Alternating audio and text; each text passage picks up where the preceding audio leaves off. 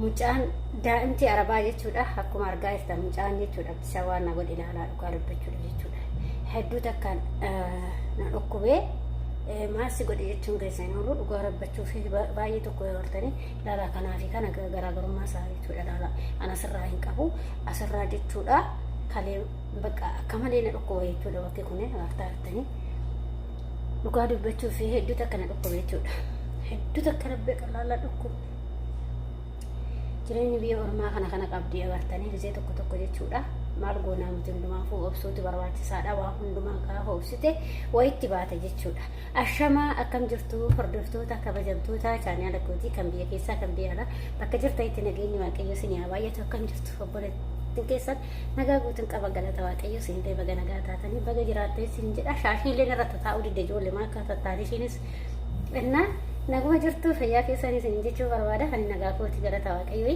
isinillee baga nagaa taatanii baga naa jiraata isin jecha egaa warroon immoo chaanaala kee afaaraa taata sabskraabii gochuudhaan maamila keenya ta'ee akkuma isiniin jedhe kaayee warroon immoo naa ta'aa jirtanii akkasuma jajjabeessaa jirtanii hedduutti akka galatoomaa ulfaadhaa waaqayyo isin haa eebbisu eebbifamaa isin jechuu jaalladha egaa hordoftoota kiyyaa akkuma isinitti dura jalqaba irratti isinitti himetti iddoo kana akkuma argaa jirtanii agartanii hirmamuudha jechuudha iddoo kana mucaan akka malee na ciniini jechuudha hedduu takka na ciniini rabbi oduma na wajjin taphatoo osuma na wajjin taphatoo taphata keessa hillee natti godhe jechuudha dhugaaraan bina dhiyyee oduu na dhagaan se'e jarriyyuu dhugaaraa bidoota biloojinii bira taa'ee taphachiisuu jechuudha hillee natti godhe jechuudha agartanii akka waan akka nama waa gurraacha dirmamoo irratti qabatee agartanii akkas na godhe jechuudha hedduu takka rafadhe dhugaa rabbii dubbachuu fi maal gootaree jireenya biyya ormaati wanti gootin jiru danda'uudha daa'ima gandaattis waa gochuu osoo hin taane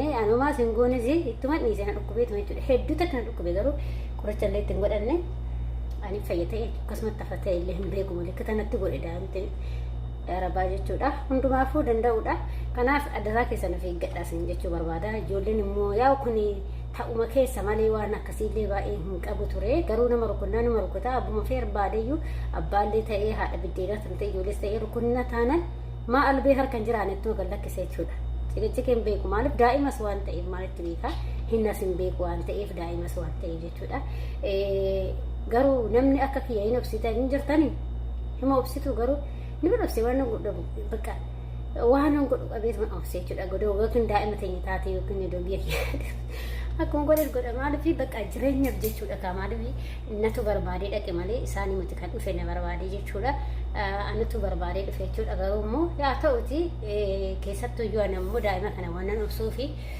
agartanii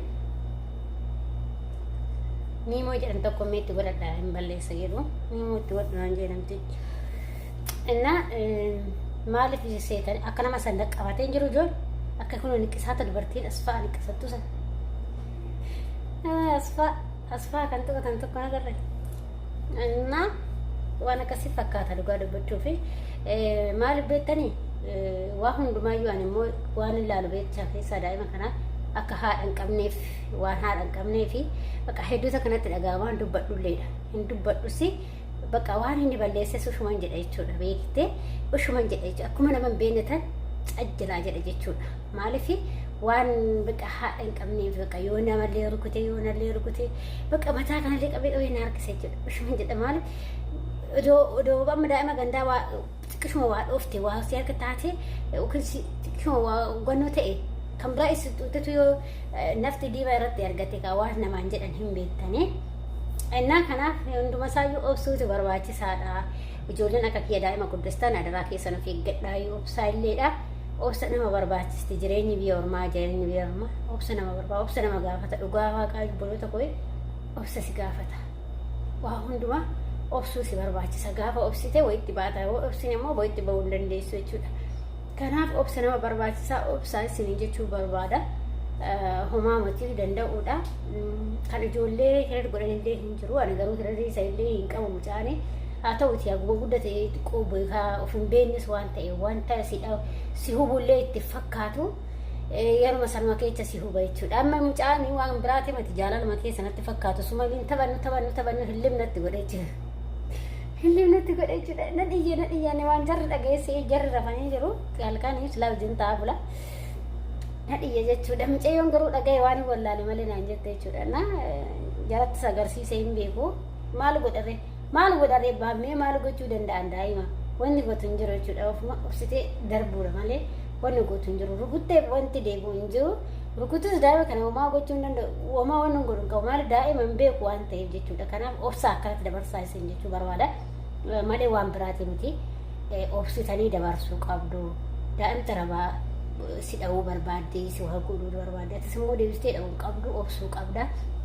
Obsitee dabarsuu qabda jechuudha. Maaliif jijjiirama waan deemtuuf obsitee keessa darbuu qabda malee akkuma garaan keessi ta'e ta'uu qabdanii. Kanaafuu obsaa keessa darbaa isiniin jechuu barbaada hordoftoota kiyya. Waa hundumtuu hin darba guyyaa darbe wayii dubbanna waan ta'e wanti jireenya biyya ormaa waan nun goone hin qabdu. Ta'us immoo obsuutu nu barbaachisaadha. Gaafa obsite wayitti baata gaafa nabsine immoo wayitti ba'uu hin dandeessu. Fakkeenyaaf amma daa'ima kana irra dongodhee ta'eeti anuu mana kana taa'uu hin danda'u. Anuu mana kanatti yookiin akkam barbaadetti waa'ee fayyadamee sa'aatiin barbaade rafee ka'ee akkasitti miti. Garuu sababa isaatiin jechuudha.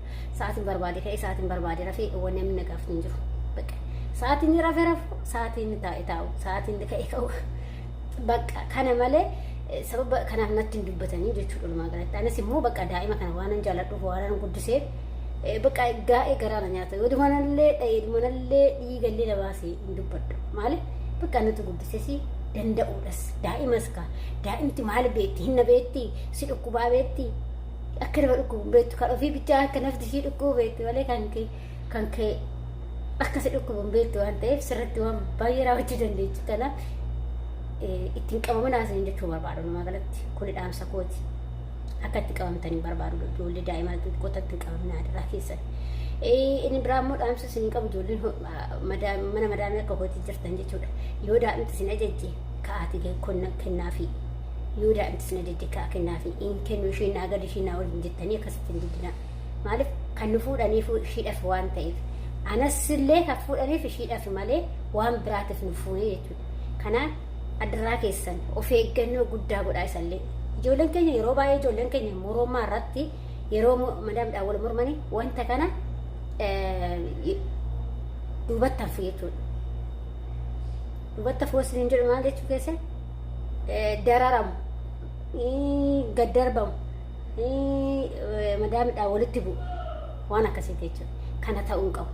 Maaliif kan nu fuudhaniif daa'ima waan ta'eef irra caala isaa wanna hojii irraayyuu daa'ima isaanii jaalatu waan ta'eef isin daa'ima isaanii sirriitti qabuu qabdan. Gaafa daa'ima isaanii jaalattanii gaafa daa'ima isaanii qabdanii gaafa daa'ima isaanii waa godhuu baatan sitti amanuushu. Amma dhugaa dubbachuu mana kana kaameraan takka hin jirtu. Gibbii keessaallee qabdu gibbii alatti agartanii wiccii alaa achi jira kaameraan malee as keessa hin jiru jechuudha. Mana kana keessa hin jiru. Maaliif? Anis daa'ima waan nama akkasitti nama kan midhaan eeganillee miti ani nu daa'ima tana akka ilmoo afii kiyyaa dhalee of jala godhee raffisee waa hunda ishee wajjin taa'aa bulaamati. Kanaaf isaanis na beeku waan ta'eef bakka na aman. Osoo nama tokkotti kaameraadhaas eegaa bara. Kaameraadhaas eegu. Garuu kaameraa mana kana keessa hin jiru si jammar jechuudha. Gibbii keessaa isin qabnu manaa isin qabnu wuccii ala jira dallaa gubbaa namni yeroo tokko araboonni haraamii minaaminatti eeggattee ta'uu doolu. Makiinaa minaamis daradaree ala jira waan ta'eef sababa sanii natti fakkaate malee keenya hin jiru. Isaayyuu dhiyoo galchan kasee ajaa'ibu isaayyuu dhiyooma kana galchinamti jechuudha malee wuccii illee hin qabnu duraan jechuudha. Innaa akkasii isiniin jedha hordoftoota kiyya amma ijoollee gurguddatee ijoollee makiinaa fa'aan eegalamte jechuudha jechuudha. Yoo ijoolleen gara biraattis deema waan akkasiiti malee sarratanyaadhaan hin jiru jechuudha mana keenya keessa. Amma niitiin obboleettiin namticha kiyyaa fooqdhaan hin qabdi isheen duraan hin qabdi jechuudha. Sarratanyaa qabdi hin qabdi. Aga sarratanyaan deemteellee manumaa hin qabdi isheen ijoolleedhaan eeggatti waan ta'eef yeroo manaa deemteellee ijoollee lama qabdi isheen eegu. Kana malee inni akkasiin jedha.